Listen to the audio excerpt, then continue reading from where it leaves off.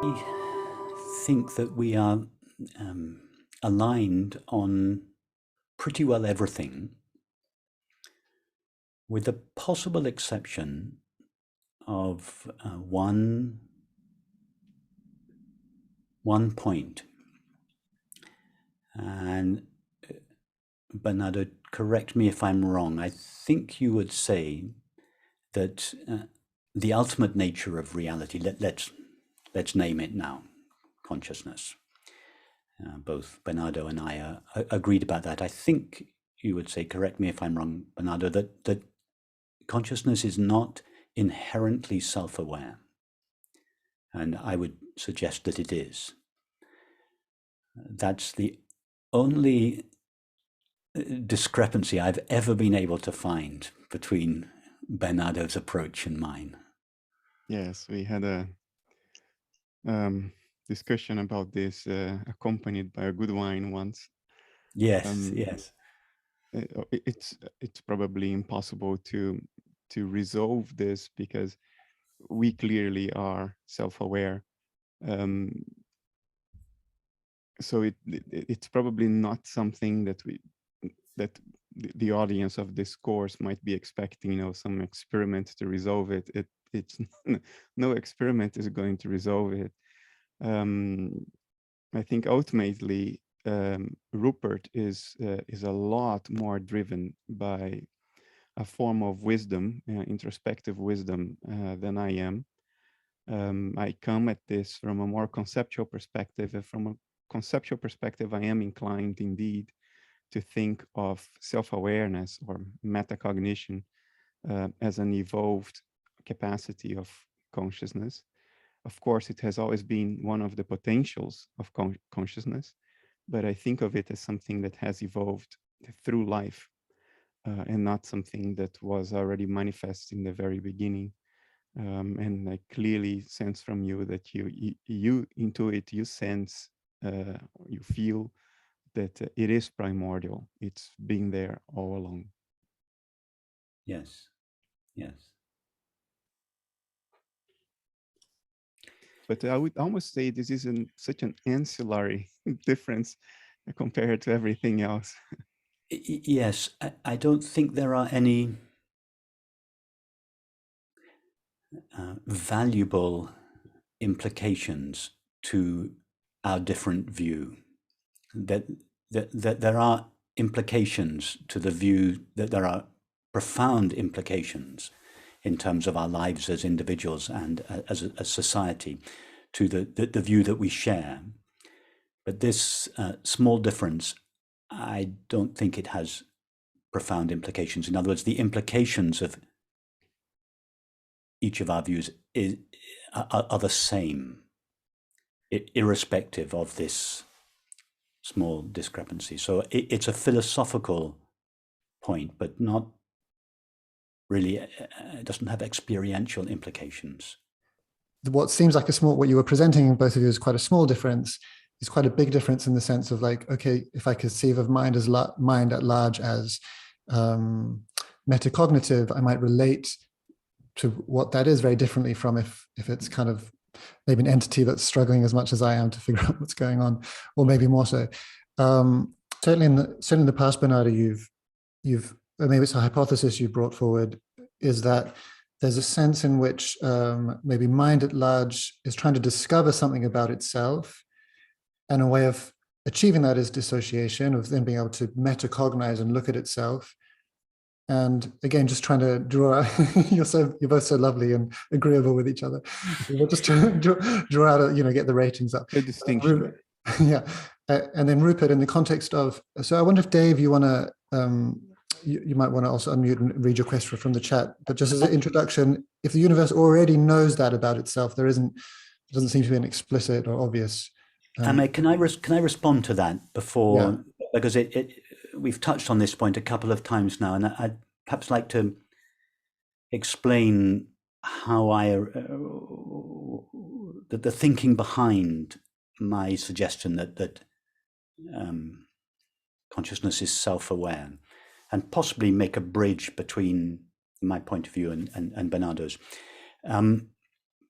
So I would suggest that that consciousness is self-aware in the same way that the sun is self-luminous.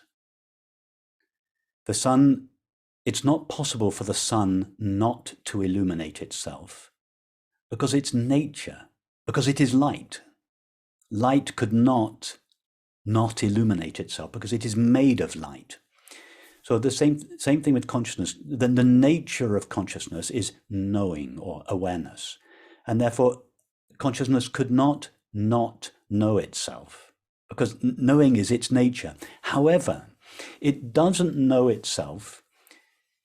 It's not meta-conscious or self-reflectively conscious in the same way that we as individuals seem to be, because its knowledge of itself does not require self-reflection.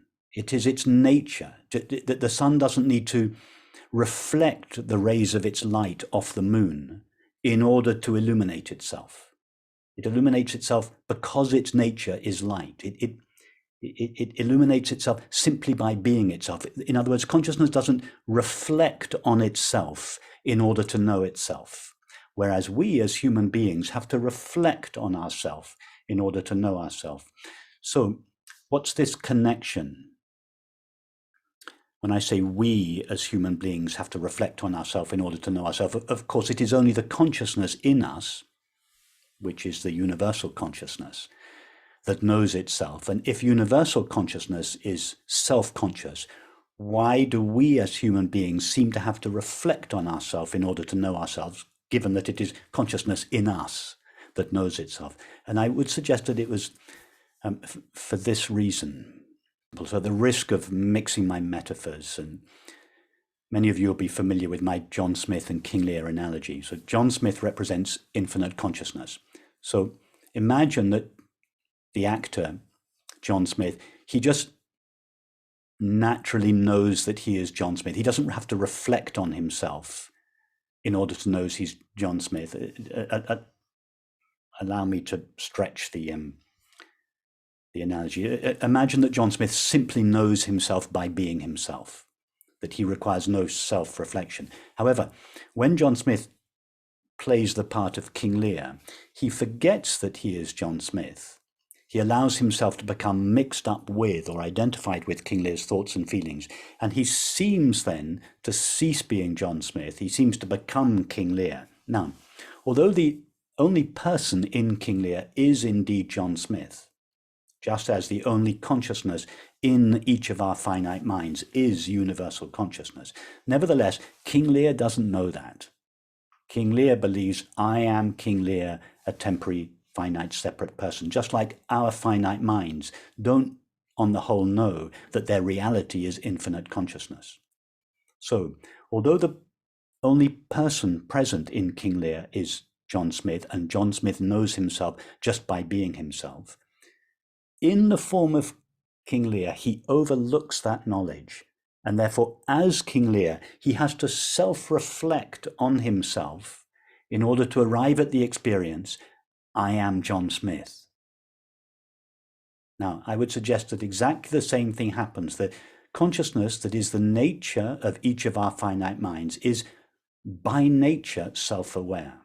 But when infinite consciousness localizes itself in the form of each of our finite minds and becomes entangled with the content of experience, it overlooks the knowing of itself in favor of its knowledge of objective experience, and therefore the finite mind has to perform this activity of reflecting back on itself in order to arrive at the recognition, I am pure consciousness. So although the consciousness with which the finite mind engages in that process of self-reflection is the only consciousness there is, infinite self-aware consciousness, nevertheless in the form of the finite mind, it overlooks the knowing of its own being and therefore has to engage in self-reflection. Before John Smith ever became King Lear, was John Smith capable of having the thought, oh, I exist and I am John Smith? Are you talking about in real life or in the analogy? No. In your metaphor. in the context of your metaphor, before John Smith became King Lear, did John Smith No. have the thought, I am No. John Smith? No, because infinite consciousness cannot have a thought before it assumes the form of a finite mind. So consciousness's knowledge of itself is prior to any formulation in thought. It never has the thought, I am conscious of myself. It would require a finite mind, the activity of thinking, in order to have that thought. But prior to that thought, it has the experience of being itself. And that's purely spontaneous. It's its nature. It's not an experience that it has. It's what it is. The awareness of being is what it is, not what it does. For the finite mind, the awareness of being seems to be an activity that it undertakes. It's something it does. It's called meditation or prayer. But for infinite consciousness, the awareness of being is what it is. Just like illuminating itself is what the sun is, not what it does. There may actually not be any difference between us. Because what you're describing now, this self-awareness by direct acquaintance is not what I mean by metacognition. Metacognition would require an explicit re-representation of the contents of experience. It would require the thought, I am having these experiences, as opposed to I am the experiences. I see, yes. It's the difference between I am hunger and I have hunger. Okay, so Bernardo, when you speak of metacognition, do you always refer to the representation of knowledge or experience? Yeah. In the form of a thought or an image? Yes. Yes, when you investigate the contents of your own mind and you re-represent them in order to assess the contents of your own mind. So in relation to our knowledge of ourself, metacognition would take the form of the thought, I am. That would be the primary metacognition, the primary formulation of metacognition, the thought I am. Yes, I am the subject of my experiences. Yes. But the experience to which that thought refers is prior to thinking and is the nature of consciousness. Yeah, now I understand you. There actually is no difference between us. Okay. Well, so now there's no difference between us at all.